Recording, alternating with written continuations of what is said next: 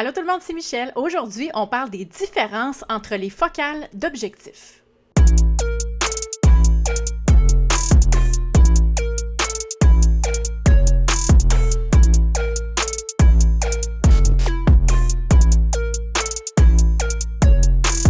C'est vraiment une question que je me posais quand je commençais la photographie. Je comprenais pas vraiment la différence dans le résultat d'une photo prise avec un objectif grand angle versus un téléobjectif. Alors aujourd'hui, je vous montre les différences entre 5 longueurs de focale. On a un grand angle, 28 mm. On a un objectif qu'on appelle plus la focale normale, une 50 mm. On a également une 85 mm qui est un objectif que plusieurs utilisent, très populaire pour le portrait. On a une focale 135 mm et puis on a un long téléobjectif de 250 mm. Et puis vous allez voir la différence que ça fait dans l'arrière-plan et dans le look global des photos. Et pour le besoin de la cause, j'ai pris toutes les photos avec une ouverture de f6.3. Donc, les différences que vous allez voir, ce n'est pas une différence reliée à l'ouverture. La seule différence, c'est le même boîtier, c'est la même ouverture. La seule différence, c'est l'objectif. On va commencer avec la première photo. Ici, on a la chère Ariane. Là, elle n'était pas en train de poser officiellement. C'est moi qui ai pris des photos sur le fly. Ariane est très souriante et très sympathique dans la vie. Cette photo-là, c'est une 28 mm. Alors, je le répète, f6.3. Vous voyez comment, on voit très bien le portrait, le visage et l'arrière-plan est flou, mais n'est pas extrêmement flou. Et on voit beaucoup de l'environnement, on voit les herbes en arrière, les arbres. On voit ici l'effet de distorsion que le grand angle fait. Tout ce qui est plus près de l'objectif va sembler plus gros que ce qui est en réalité. Et souvent, dans le cas d'un portrait, ce qui est le plus près de l'objectif, c'est le visage et c'est le nez et tout ça.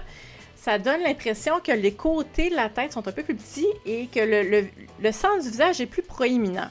Et c'est pour cette raison-là qu'on va moins avoir tendance à utiliser les grands angles pour faire du portrait. Est-ce qu'il y a des gens qui l'utilisent pour faire des effets créatifs et artistiques? Tout à fait. Il y a beaucoup de personnes qui utilisent les grands angles et les 35 mm pour faire du portrait. Deuxième photo, ça a été pris avec une 55 mm. Comment ça donne un résultat un petit peu plus flatteur?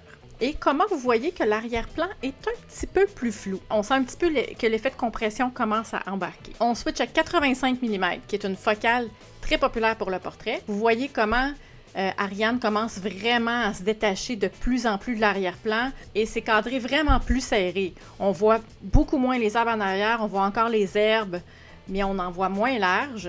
On continue avec 135 mm, comme ça ici, même chose.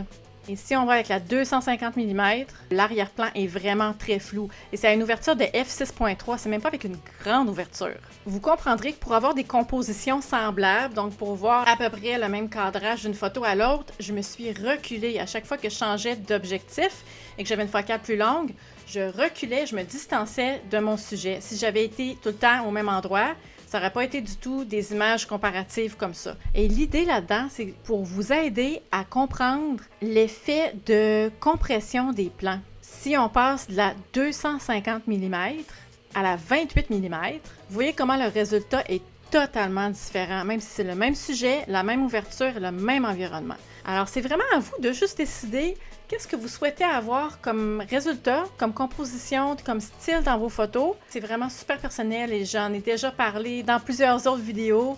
Comment moi, j'aime l'effet de compression des plans. J'aime avoir du flou dans mes photos. J'aime séparer mes sujets de l'arrière-plan. Alors, naturellement, je vais avoir tendance à utiliser des focales plus longues, comme la 135 mm, pour m'aider à recréer cet effet-là. Il y a aussi une autre façon de créer du flou dans ces photos, c'est d'utiliser une plus grande ouverture. J'ai d'ailleurs fait une vidéo spécifiquement là-dessus. Et si vous voulez en apprendre davantage sur les différentes focales, j'ai fait des reviews et des tutoriels sur les téléobjectifs et les grands angles. Je vous mets tout ça en lien en dessous de la vidéo. Alors, le choix d'un objectif, c'est oui pour le style et pour la composition, mais c'est aussi par rapport à l'espace qu'on a. Un grand angle, le champ de vision est très grand. Plus on allonge la focale, plus on se rapproche d'une vision en tunnel. Si on est à l'intérieur, peut-être que d'utiliser une 200 ou une 250 mm, c'est peut-être pas l'idéal si on est pris dans une petite pièce. Fait qu'on va y aller avec un grand angle ou une focale normale. Si on veut s'assurer qu'il y ait vraiment beaucoup de netteté dans sa photo, On peut le réaliser avec un téléobjectif si on utilise une ouverture très petite, mais c'est encore plus facile de le réaliser quand on utilise un grand angle, parce qu'un grand angle, naturellement, va créer moins de flou dans l'arrière-plan. J'espère que ça aura pu vous aider à démêler un petit peu les différentes focales. Je serais curieuse de savoir, vous, c'est quoi vos focales préférées? Est-ce que vous êtes plus du genre grand angle, focale normale ou téléobjectif? Vous pouvez m'écrire ça en commentaire. Merci beaucoup d'avoir été là, puis on se dit à la semaine prochaine pour une autre vidéo. Bye!